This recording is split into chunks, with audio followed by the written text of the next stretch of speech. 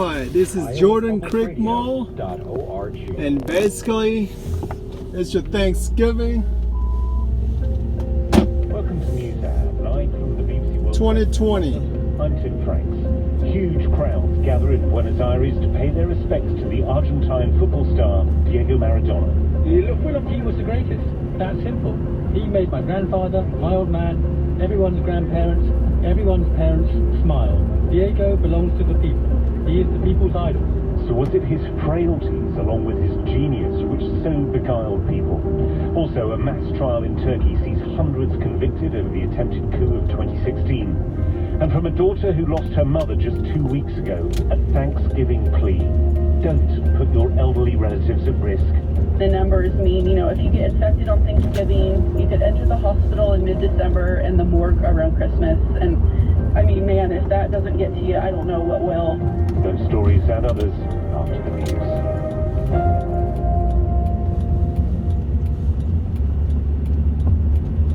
Hello, I'm Eileen McHugh with the BBC News. There have been chaotic scenes in the Argentine capital Buenos Aires as tens of thousands of fans queued to pay their respects to the football legend Diego Maradona, who died on Wednesday. In his acute sense of loss, this fan probably spoke for millions of others. It's the only one who actually made all the country proud, no matter what political orientation you have, religious. He came from nowhere and he put our country in the world. And it's a terrible loss, and he will be remembered for ages.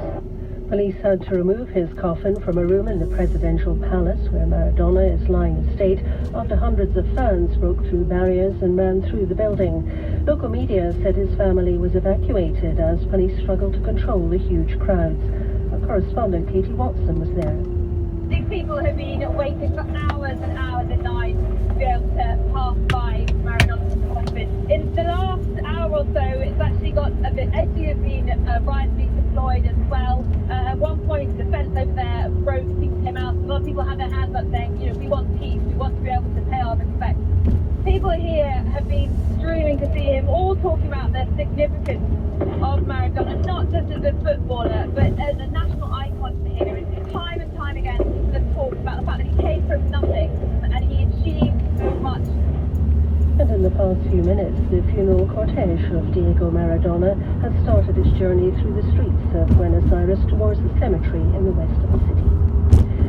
The drugs company AstraZeneca has said its coronavirus vaccine being developed in conjunction with Oxford University may be subject to further global trial.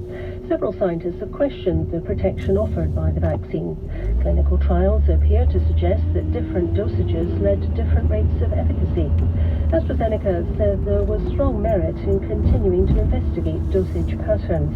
The British government's chief scientific advisor, Sir Patrick Vallance, said the final decision rested with the Plumbing is open. We've got a great regulator in the UK, and they'll look at it and they'll make their decisions around it. So I think, headline results, this vaccine works, and that's very exciting, and it's going to be put forward for approval. The regulators will need to look at it and decide, and that will be true for all of the vaccines. Poland's Prime Minister has again warned of the possible disintegration of the European Union if it attempts to make access to funds conditional on member states upholding the rule of law.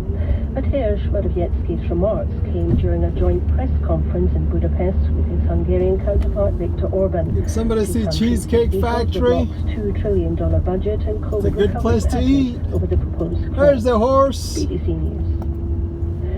Saudi Arabia says it's begun a criminal investigation into corruption at the Ministry of Defense, amounting to more than $325 million. Saudi Anti-Corruption Authority says the investigation is among 158 criminal cases it has recently opened. Our Arab Affairs editor, Sebastian Usher, reports. This is the latest wave of the anti-corruption drive that the de facto Saudi leader, Crown Prince Mohammed bin Salman, has promised to carry out. It began in the most startling way with the arrest of hundreds of the country's elite in 2017, who were rounded up and held in the luxurious Ritz-Carlton Hotel. Now, a new litany of cases has been announced involving the Ministries of Finance, Health and Education, but by far the biggest is at the Defence Ministry, with almost 50 suspects. accused of fraud and exploiting their position for illegal profit to the tune of 1.2 billion Saudi riyals. A court in Turkey has sentenced hundreds of generals, pilots, businessmen and others to life in prison for their part in the bloody coup attempt of 2016. 356 received life sentences, with 19 additionally sentenced to several thousand years each for crimes including the attempted killing of President Recep Tayyip Erdogan. The World Health Organization has warned that Africa is far from ready for mass immunization against the coronavirus. It said the continent lacks the funding and health facilities required for vaccination programs. There's concern that it will all be but impossible to keep vaccines at the low temperatures required for them to be effective. An Afghan transgender artist, Leila, also known as Sabo Husseini, has won an annual international award for devotion to art, presented by the magazine Art International. Hailing from the western province of Herat, Leila, a dancer and drama teacher, was born male but forced to hide her preferred gender identity throughout her childhood for fear of social stigma. BBC News.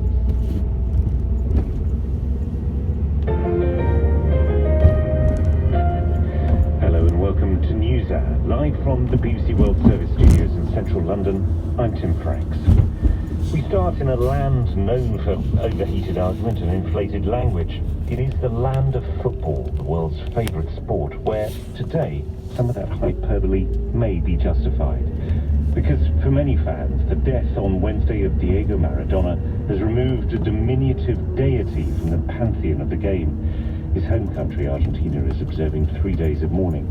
Maradona's coffin is now en route from lying in state at the presidential palace in a cortege surrounded by police motorbikes. It's en route to a cemetery in the west of Buenos Aires. Outside the presidential palace, all through the day, huge crowds have gathered. I never forget what Maradona did for the humble. When people didn't have enough to eat, he gave them joy when many people suffered. No one should ever forget what Diego did for the humble, for the neighborhoods and for the people. He was the greatest. That simple. He made my grandfather, my old man, everyone's grandparents, everyone's parents smile. This is all he wanted. Diego belongs to the people. He is the people's idol. Joining us now from Buenos Aires is Esteban Beckman, a journalist and football historian. Esteban, there were slightly chaotic scenes at one point today. It felt as if the passion that people were feeling, at least some, was spilling over. Yeah, I think it's over right now. Well, it was something really annoying to hear what happened, because it shouldn't have to happen. But it was really bad organized, everything as usual here, and well, the police clashed against some people, and there were riots all downtown with people trying to force and jump over the bars that surround the Casa Rosada, the pink house. Right. And well, it was some really not good finish for all this, but now it's all controlled. Right. I mean, it seems as if the police, the authorities, were just overwhelmed by the number of people who were so desperate to get a final glimpse of the man that they revered. Yeah, that could be one of the reasons, but also there was really difficult to understand decision of the police to repress and to force people to leave where they staying, and that led to lots of people to react in a violent way too. So we really can say that the police was just overwhelmed, but they also were provoking people. Okay. Esteban, thank you very much for joining us live from Buenos Aires. Well, Marcela Mora y Araujo is a Buenos Aires-based football journalist who got to know Maradona over the last 25 years. Why does she think it is that so long after his playing days, his death has appeared to have gripped the national consciousness? Diego Maradona was an absolute symbol of many things to many people.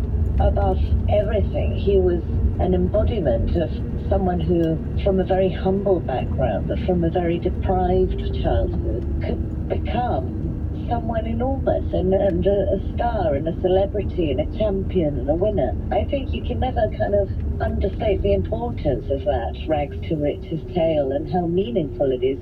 He is a hopeful figure for people who are born without resources but with a lot of natural talent. As he used to say, I came from nothing. They took me out of the slum in Villa Fiorito and they gave me a kick in the arse and they landed me on top of the Eiffel Tower and expected me to behave. And it really was poverty into which he was born, wasn't it? I mean, it was he was born, he was raised in a shack. Oh yes, absolutely. I mean, by any definition of poverty, but football generally, a lot of footballers come from humble backgrounds everywhere in the world, not just in Argentina, particularly so in South America. But there's no question that Maradona's first home was a shack. As you say, there was no running water. He had to walk to lift. He used to say, oh, the reason I'm strong and fit is because I have to carry buckets of water from the central pump to, the house when it's delivered. So, I think we can romanticize or not the image of the shanty town, the child playing barefoot, the way he used to train Kiki-Uppy with an orange or a bunch of rags.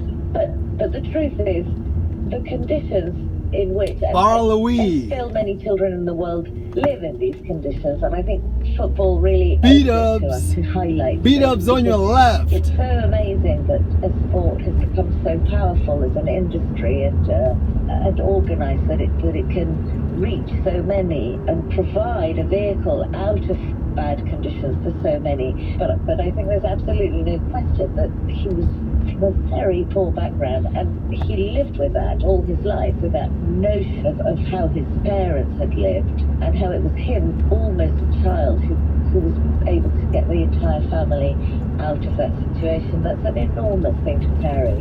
And Alright folks, that's all for Jordan Creek. It's on Mill Civic Parkway and we out of here. I'm going to show it to you guys one more time just before we go. There's a Jordan Creek, guys. Thank you for watching.